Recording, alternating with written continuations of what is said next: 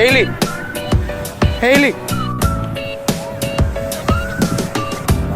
Kyla, come here. Don't open it yet. Come.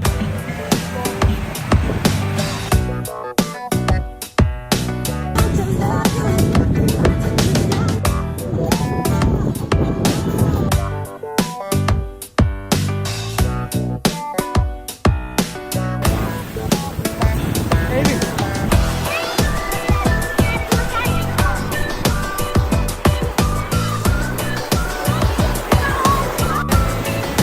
That's everything that dies no.